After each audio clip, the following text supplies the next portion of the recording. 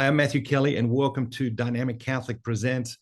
My guest today is the legendary Christopher West. We're talking about his book, The Theology of the Body for Beginners, Rediscovering the Meaning of Life, Love, Sex, and Gender. This is a new edition. I know you've done 4 editions, and it's such a great book. It's been one of our best sellers at Dynamic Catholic ever since you allowed us to start sharing it with people. And it's been fantastic to see the way it's impacted people's lives. But let's go back to the beginning. What inspired you to write this book? Well, to get to the place when I was writing this book, I have to take it back even further to actually it's 30 years ago this month, Matthew, that I first discovered John Paul II's Theology of the Body. It was September of 1993. And at that point, I was 20, almost 24 years old. And I had been studying the scriptures on my own for about 3 years. When I was 20 years old, I had a kind of come to Jesus experience. My faith came alive. But the question that was haunting me was, why did God make us male and female? Because questions of sexuality had gotten me in a lot of trouble. And I was in a lot of pain, and I was paying attention to my pain for the first time in my life. And I was saying, Lord, please, you have to have some plan for making us male and female. Why has this been so painful in my life? And over about a 3-year period of studying the scriptures in my early 20s, I came to see what I would now call this spousal vision of the Bible, that the Bible begins with a marriage, it ends with the marriage of Christ and the church, and this is a key that unlocks the whole story. You know, the beginning foreshadows the end. God made us male and female, as St. Paul tells us, as a great mystery that reveals Christ's love for the church. So I was diving into this spousal theology for about 3 years, but I was in fellowship with a lot of Christians and Catholics at the time, and I was sharing what I was learning, and a lot of people were looking at me like I had horns growing out of my head or something. And I met this woman who was a member of Opus Dei, and I was sharing some of my ideas with her. And the first thing she said was, "Oh, you must have read John Paul II's Theology of the Body." I said, "No, what's that?" She said, "Oh my gosh, you haven't read it? You're talking just like the Pope." I said, "You gotta be kidding me. The Pope talks about human sexuality and man and woman like this?" She said, "Oh yeah, you're gonna love it." So I ordered it the next day, and I devoured it, Matthew. And I knew then I wasn't crazy. And I knew I would spend the rest of my life studying John Paul II's Theology of the Body and sharing it with the world. So that's kind of the backstory as to how I got involved in this work. And yeah, Theology of the Body for Beginners was the 3rd book that I wrote. And yeah, I really believed when I was reading this that I was holding something in my hands as big as the cure for cancer or bigger. And yeah, I was actually pursuing a music career at the time, and that got put on the back burner, and I gave my whole life to studying JP2's teaching. A lot of people, when they hear about theology of the body and John Paul II's writings on it, they immediately think too hard, too difficult, too complex. What would you say to those people? I get it. John Paul II used all of his philosophy and theological scholarship to present to us this vision. And it needs to become bread broken for all. I love what Mikhail Waldstein, who's a great scholar and a friend, he says, there's value to the church when scholars use all the riches of their intellect to give us a teaching, so long as it gets translated for the common guy in the pew. And I would say that's my particular gift and charism. Theology of the Body for Beginners, which you guys publish and distribute, is actually a condensed version of my more scholarly commentary, Theology of the Body Explained. That was actually part of my doctoral dissertation, was that thick commentary. And I knew even at that level, Theology of the Body Explained, that's more for like master's level degree people. I knew I still needed to translate it at the level for the common guy in the pew. Yes. And that's really my gift and charism. I wouldn't even call myself a scholar. I mean, I dabble in that, and I did eventually get my doctorate in theology, but the whole goal, in fact, my dissertation was on how to translate the scholarship of JP2 for the common guy in the pew. That's my gift to the church. That's my charism. And that's that book, Theology of the Body for Beginners, to put this great, rich teaching of JP2 in a language that normal people can receive and bring into their lives, and God willing, it bears fruit. And that's what I love about the book. You know, people for many years were saying, you need to do something on theology of the body. You need to do something on theology of the body. You need to distribute something on theology of the body. And we would look at stuff here at Dynamic Catholic, and we would like, it's good if you have a master's in theology. Right. And when you started, breaking it down for people and making it accessible for people, it was exciting and brilliant. So we're excited to share the book. How over these years have people responded to the book in ways that you expected and ways unexpected? Yeah, I'll take you back to when I was first really getting started in the 90s. And my mentor, who was a personal friend of John Paul II's, the late, great Monsignor Lorenzo Albacete, he pulled me aside. He saw that I had a calling on my life. He saw that I had a certain charism, and he was kind of giving me the pep talk, like what I could expect.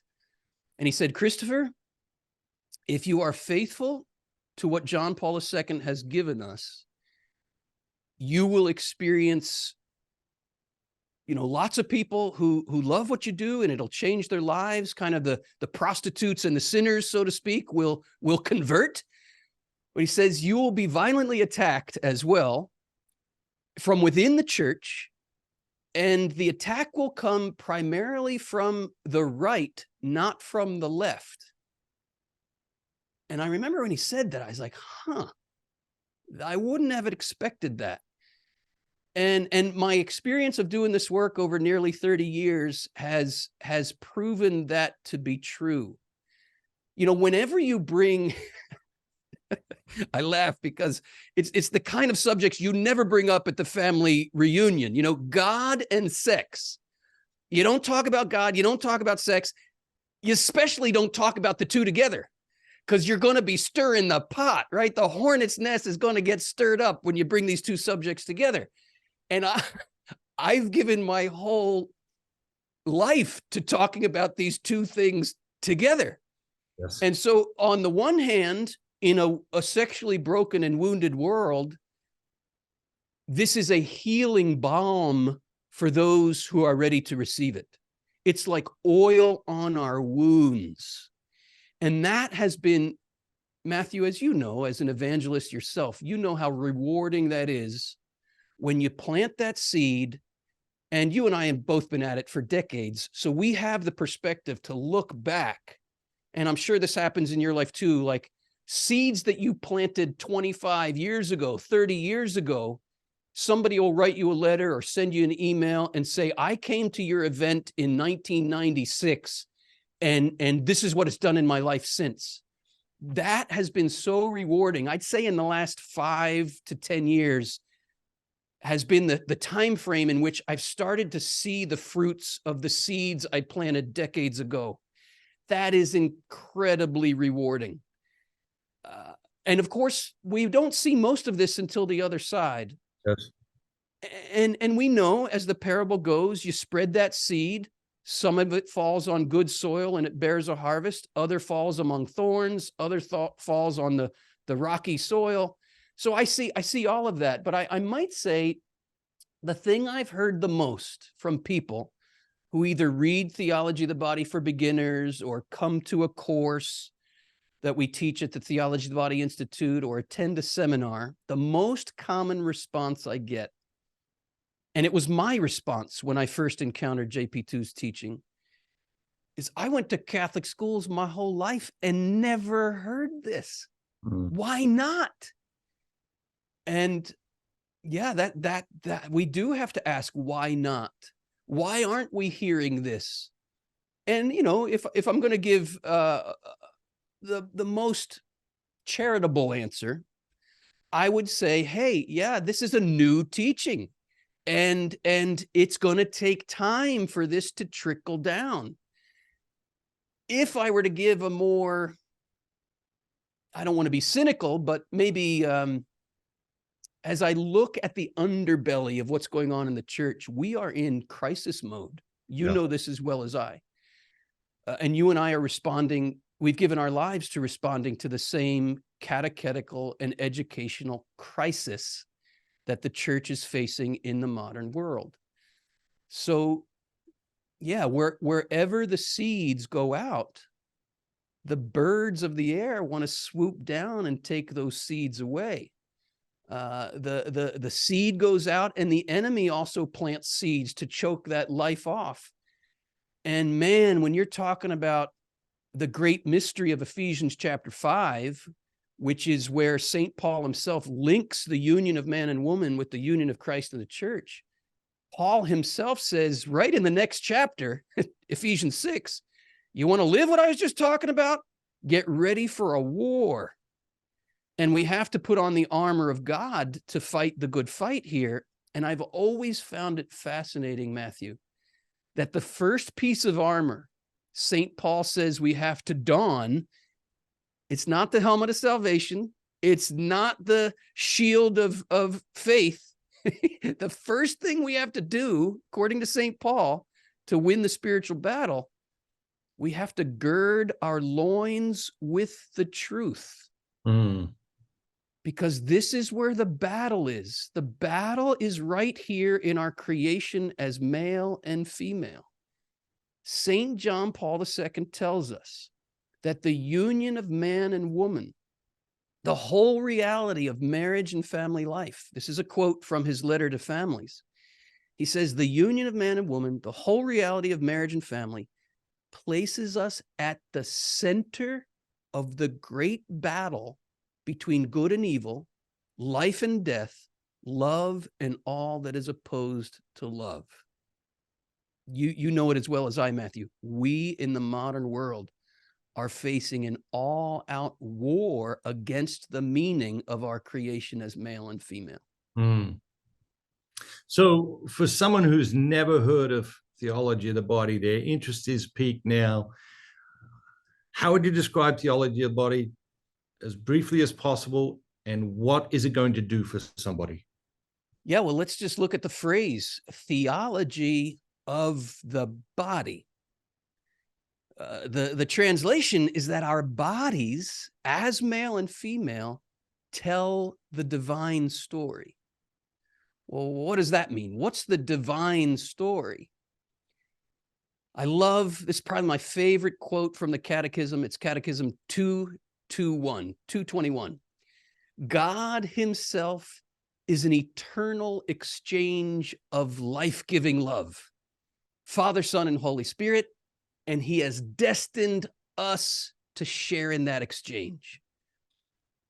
I get so fired up about this, Matthew. I never tire of proclaiming this to the world, that our bodies tell that story. They tell the story that God himself is an eternal exchange of life-giving love. Right? What do we mean when we say God is love? Anybody who's a Christian has heard that a gamillion times. And the sad thing is, it probably goes in one ear and out the other. God is love. Jesus loves me, this I know, for the Bible tells me so. Okay. We tend to think God is love because he loves us. True enough. But you and I know that God is love in the eternal exchange of the Father and the Son, which is the Holy Spirit, right? From all eternity, the Father is generating the Son to share with him the love of the Holy Spirit. And John Paul II says, it's as if the Trinity turns into itself to find the pattern for creating us male and female in the image of God. Male and female, he created them, and he blessed them, and he called them to be fruitful. He called them to generate. Stamped right in our body is this call to fatherhood and motherhood. And this is a reflection. The call to generate new life is a created reflection of the eternal generation of life-giving love in the Trinity. It doesn't mean, and John Paul is very clear on this, it doesn't mean God is sexual. God is not sexual. But our sexuality, our maleness and femaleness is a reflection of that eternal life-giving exchange of love in the Trinity. I mean, when I learned this in my early to mid-20s, it knocked me off my rock. I mean, it knocked me out of my socks, whatever expression you want to use. It rocked my world because I had grown up thinking of sexuality as that kind of perverse, dirty thing over there that I have to reject in order to live a spiritual life. You asked, what will this do for the average person who encounters it? It will integrate spirituality and sexuality. It will integrate the spiritual and the physical. It will bring these two realms, which we think often belong separated, you know, spirit good, body bad. That's the way we typically think. This is not our faith. If the body is bad, then the incarnation is blasphemy. Yes. If we really take this theology of the body in, we will rediscover the integral truth of our humanity as men and women made in the image and likeness of God. And we will have a map that will lead us to our ultimate destiny. And our ultimate destiny, let us not forget, our ultimate destiny is the marriage of Christ and the church. The Catechism says this in, I believe it's 772 and 773, that the very reason the Catholic Church exists, the end goal of everything in the Catholic Church, is to lead every human being to the marriage of the Lamb, to the marriage of Christ and the church. And the main pointer to get us there, you know, I'll often say you can summarize the whole Bible with 5 words. God wants to marry us. And he wanted this eternal marital plan to be so plain to us that he chiseled an image of it right in our bodies by making us male and female and calling the two to that intimate union. That's what we will discover. We will discover that our bodies tell the divine story that God wants to marry us. And then we'll understand, oh, this is why the body and sexuality and marriage and the family are under such violent attack in this world. I put it this way. If you want to know what is most sacred in this world, all you have to do is look to that which is most violently profaned and attacked by the enemy. It becomes clear. Yep. So we get a map. I'll just add this. We get a map in the theology of the body, not only for how do we get to our destiny, but how do we fight the good fight in this world and overcome the enemy's attack? So if someone says, that's great, but I'm really busy, I can only read one part of this book or one chapter from Theology of the Body for Beginners, what part of the book would you have them read? Read the introductory chapter where I lay out the kind of overall vision, right? And I'll lay out just briefly what I I shared most of it already with you, but John Paul II's thesis statement, which again is put in a kind of scholarly way, I'll share it with you and then I'll just give the elevator version of it. He says the body and only the body is capable of making visible what is invisible, the spiritual and the divine. It was created by God to transfer into the visible reality of the world the mystery hidden in God from eternity, and thus to be a sign of it. Okay, not language we typically use day to day, but here's what he's saying.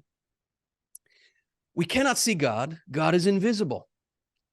And yet, Christianity dares to proclaim that the invisible God has made himself visible. How? The Word was made flesh. Right? Theology of the body is not just the title of a bunch of talks that John Paul II gave on marriage and sexuality.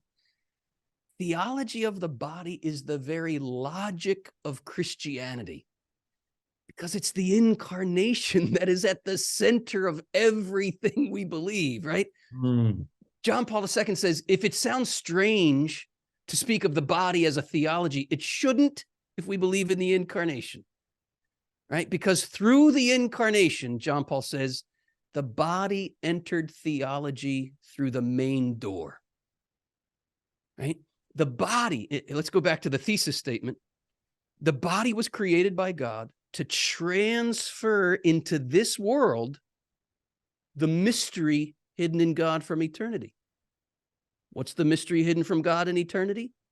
God is an eternal exchange of life-giving love, and you and I and the whole world are destined to participate in the ecstasy and bliss of that exchange. Our bodies tell that story, right? Put it this way. Do you know what all the sexual confusion and mayhem in the world actually amounts to? Tell us. It's the human desire for heaven gone berserk. It's the human desire for heaven gone berserk. Here's an analogy. I like to say God gave us eros. That's the word JP2 uses, erotic longing, we would say in English, right? God gave us erotic longing to be like the fuel of a rocket that has the power to launch us to the stars. But there's an enemy who doesn't want us to reach the stars. And with original sin, our rocket engines got inverted, right? And this is why we go out into the world, we're looking for happiness, but so often our efforts backfire on us because our rocket engines are pointed in the wrong direction. And the good news of the gospel that I learned from JP2 that rocked my world and changed my life, it's this. Christ came into the world not to condemn those with inverted rocket engines. He came into the world to redirect our rocket engines to the stars. This is what makes the gospel good news, right? And we're so tempted here, especially if you're like me and you got burned. And man, did I get burned by those inverted rocket engines. My life in my early 20s, as I was saying earlier, was full of so much pain because I had pursued that happiness as the world holds it out with just indulgence in those inverted desires, selfish desires. And it hurts when you pursue that life, right? I mean, there's a certain pleasure you get out of it, but man, you're hurting yourself and you're hurting others. I was in a lot of pain, and the temptation there is to blame the rocket engines. If I just didn't have these desires, if I just didn't have that atomic energy, and you come to think the body's bad, sex is bad, throw it away. No. Christianity does not proclaim salvation from the body and sexuality. It proclaims the salvation of the body and sexuality. This is our faith.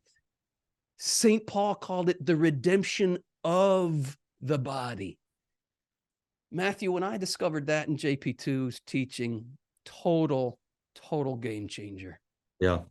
So where do I send people? If you don't have time to read the whole of Theology of the Body for Beginners, read the first chapter. It'll take you right into the heart of that redemption of the body, not redemption from the body. And that's a total game changer. Yes, I'd also argue you're not going to be able to put the book down after you do that. So that's I think you're probably right. great insight. In preparing to talk today, I talked to like different people and in different parts of life, stages of life, seasons of life, in different places in their spiritual journey. And when I was talking to one guy about the book and your work, he asked me a question, and I'm going to ask you the question. All right, I'm up for it. Let's do it. So I'm talking to him about it. I'm talking about the book, and I'm talking about your work. And he says to me, well, just tell me one thing. If I read this book, is it going to lead me to the conclusion that God wants me to have a great sex life or not? It depends what he means by great sex life. Yes. If his understanding of, quote, great sex life comes from the culture, then this book will challenge him to the core. But if he understands great sex life, as St. Paul talks about, the great mystery of human sexuality, entering it, and I don't want to say just merely reading the book is going to do this, but really entering into what this book invites you to enter into will take you on a journey. And I can just look at my own life here, Matthew. It will take you on a journey that will challenge you to your core, call you to the deepest, most radical conversion, and that will involve a real dying with Christ. But that dying with Christ will lead you to a taste of the joy and ecstasy that Christ holds out to us, even in this life. And you will look back at the sufferings that it took to get there, and you will be able to say with St. Paul, I consider my sufferings as nothing to the glory that I've tasted. But I'm not going to sell you on just reading the book will do that, because Matthew, I've given my life to this, and my own marriage has been, if I could put it this way, the lab class. And I made the mistake early on. I mean, I was already studying this. I was already teaching this. I was already writing about it when I got married in 1995. And I made the mistake of thinking that because I had this good theology in my head, that somehow would be enough. And I tell the story in the book of, this was 2005. So I had been married for 10 years. And it was right after JP2 died. And it was as if John Paul II, now up in heaven, was looking down and saying, okay, Christopher, you've understood my theology pretty well in the head, and you've written about it pretty well, but now we got to go from here to here. We got to go on a journey from just getting it in your head to living it from the heart.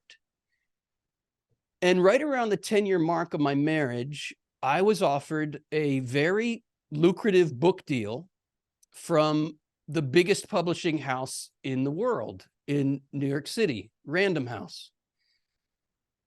And they wanted me to write a book for husbands called Loving Her Rightly. And I came home from this New York business trip, and I was on the top of the world. I felt like my ship had come in. They were going to give me a pretty penny to write this book, and I was all excited to tell my wife, Wendy, all about it. And I was like, honey, get this. We're going to be able to put some money away for the kids for college. We're going to be able to pay off a little bit of our debt. Random House, the biggest publishing house in the world, wants me to write a book for husbands called Loving Her Rightly. Isn't that awesome? You should have seen the look on my wife's face, Matthew, when I told her the title of that book. Her jaw just dropped. She was like, and I was like, what's the problem? And she said, honey, you and I need to talk. And it's going to be long and it's going to be painful. But you need to know right now, you are in no place to be writing a book for husbands called Loving Her Rightly. And my lip kind of quivered. I was like, what? Matthew, by the grace of God, maybe for the first time in 10 years of married life, I actually really listened to my wife's heart. And I knew she was right. I knew that in many ways, yeah, I had this theology down pat in my head. I was writing books about it. I was traveling the world, giving talks about it. But I knew underneath things weren't all that great. And I knew there were so many issues in my life I was so afraid to look at because I thought they disqualified me from doing this work. And I didn't write that book. Instead, I let my wife, over many weeks, tell me what it was like to be married for the last 10 years to the Theology of the Body guy. And she was right. It was long and it was painful. But also it set me on a journey, a kind of archaeological dig into my own interior, where a great healing was underway, a great purification started, a great, I mean, it's just the Christian life, like merely having the theology in the head. I mean, this is what Jesus condemned in the Pharisees, right? He said, do whatever they tell you. They sit on the chair of Moses, but do not follow their example. They are whitewashed tombs. They're clean on the outside, but inside they're full of all kinds of filth and dead men's bones. And, you know, I don't want to paint the wrong picture here. And my wife always corrects me. She says, don't forget, honey, there was a lot of great stuff in our marriage during those first 10 years, but there's also a lot of stuff we needed to look at. And true enough, it's just life. We're all wheat and weeds mixed up together. But I really didn't have the courage to look at the gangly weeds in my life for a long time. And I would say over the last nearly 20 years of really looking at the interior, theology of the body, it's not a quick fix. It's an invitation to the Christian life, which is a constant dying and rising. And St. Paul says we carry the death of the Lord in our bodies. Why? So that the life of the Lord might also be manifested in our bodies. And in answer to that guy's question, if he reads my book and he earnestly follows where it leads, where it wants to take him, he will carry in his own body the death of the Lord. And through that, he will come to manifest in his body, in his marriage bed, the life of the Lord. And if you want to call that great sex, fine. It wouldn't be necessarily the term I use. I would say you will enter in your marriage bed into a divine and human mystery that will take you into what the mystics have called nuptial union with love eternal. And it will be an ecstasy, a taste of it beyond what you can dream, think, or imagine. But it comes again at the price of dying with the Lord so we can live with him. Mm. Since you wrote the book, I know you had a chance to revise it, but is there another chapter you'd add if you were rewriting it again today? That's a great question, Matthew. So the last revision was 2018 when I handed it over to you guys at Dynamic Catholic. What would I, in the last 5 years, let me approach the question this way. What have I gained in the last 5 years that I might add? I'll tell you this, I just finished a book. It'll be coming out later this month called Eating the Sunrise. And the subtitle is Meditations on Liturgy and Our Hunger for Beauty. Mm. And it really is, this book that's coming out in a few weeks is kind of the culmination of my thought of late. And I would say maybe in the last 5 years since I revised TOB for Beginners, I've gone deeper and deeper into the liturgy, into the mystery of what liturgy is. And it's fascinating to make the connection between John Paul's theology of the body and the liturgy, which he himself does, by the way, in the final chapters of the theology of the body itself. John Paul II says the pinnacle expression of marital love is the liturgy. Because what happens in the liturgy? Christ and the church become one in the flesh at what we could call the marriage bed of the altar. Mm.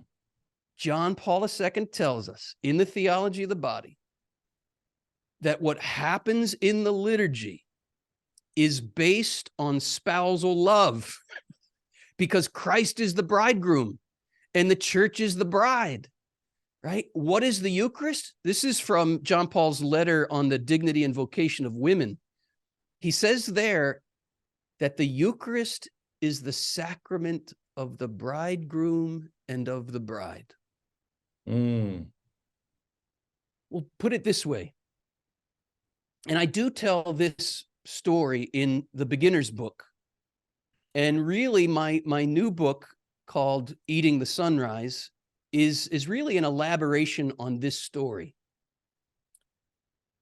I never met my father-in-law.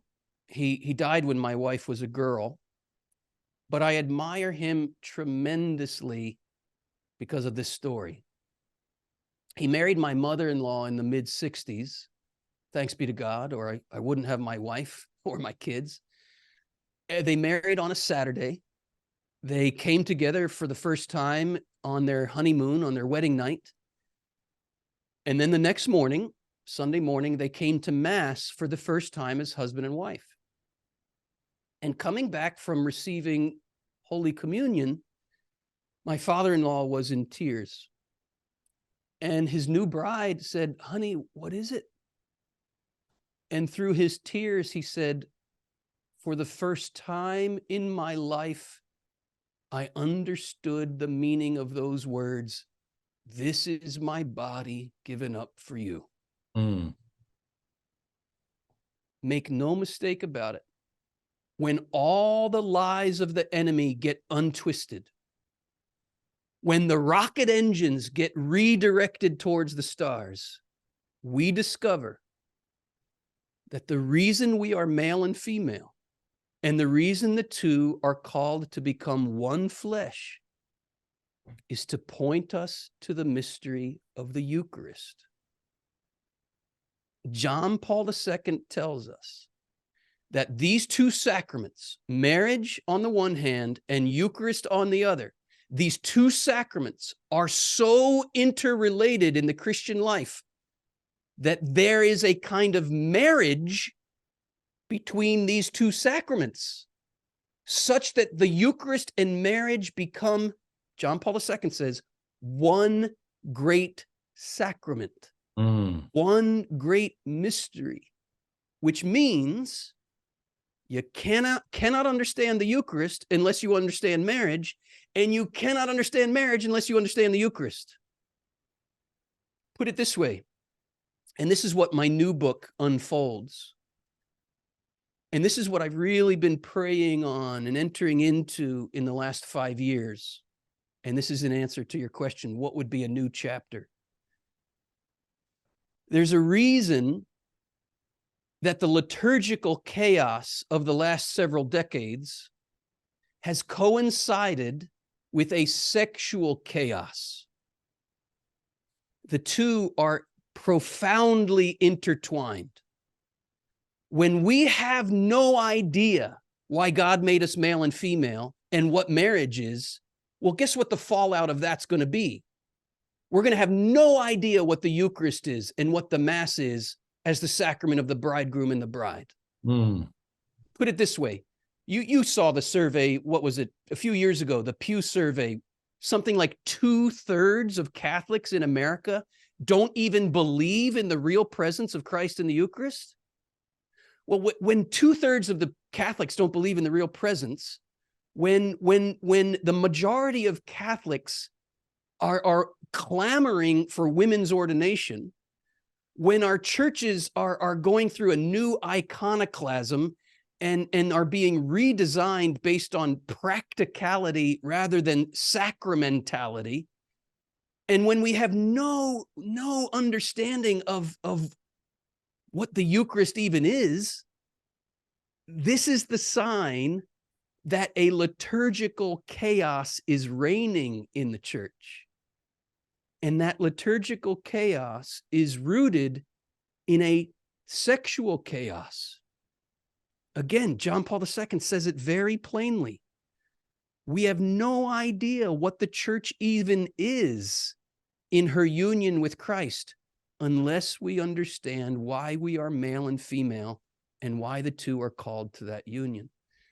So yeah, if I were to write another chapter, it would be about the liturgy and how liturgical chaos is linked to sexual chaos. Very good. 2 more questions. How has your exploration of theology of the body practically influenced the way you parent your children? Well, I've gone through the same thing with my kids that I've gone through with my wife, which would be to say, I entered into marriage thinking, I got this theology of the body. This is going to be my ticket. And I had to go through that real humbling to go from head to heart. Well, I've had to go through the same thing as a dad. My wife and I have 5 kids, age 26 down to 15. And we have 3 kids in their 20s, and all of my adult kids could pretty much say to me the same thing my wife said if I got a book deal to write a book on parenting, they would all say, whatever, Dad. Yeah, great. You have a lot of good theories, but now let me be a little more kind to myself. My kids would all say, my adult children would say, you did a lot of things that really blessed us. And theology of the body has been in many ways a blessing. But man, there were times when we needed a dad and you were more a teacher or a professor than you were a dad. And that's where I've needed to grow a lot. I've been humbled as I've seen my own adult children wrestling with the real issues that everybody wrestles with, right? I had an overestimated understanding that theology of the body would make me this awesome dad. And sure, my kids would say, yeah, you were an awesome dad in lots of ways, but man, I have my own wounds to look at, my own issues to look at, as everybody does. And I just don't want to give anybody the impression that studying theology of the body is going to be some panacea for all of your problems. The theology of the body has a value in as much as it gives us a language in the modern world to live out the gospel message where it matters most, in our bodies, in our sexuality, in our vocations, whether you're celibate or married or a single person in the world. Theology of the Body will take you into the very heart of what it means to be a human being. And in as much as part of being human is in one way or another, you're going to be called, if you're a man, to be a husband and a father. And you're going to be called in one way or another, if you're a woman, to be a wife and a mother. There's a reason we call a priest father, right? There's a reason we call a religious woman a mother, like Mother Teresa. So we're all called in one way or another to fatherhood and motherhood. And I would say, Matthew, yeah, Theology of the Body gave me a kind of map for how to parent, how to be a dad. But I've had to look at my own issues with my own father to really enter into a journey of healing to be a better dad. And I'm still on that. Last question.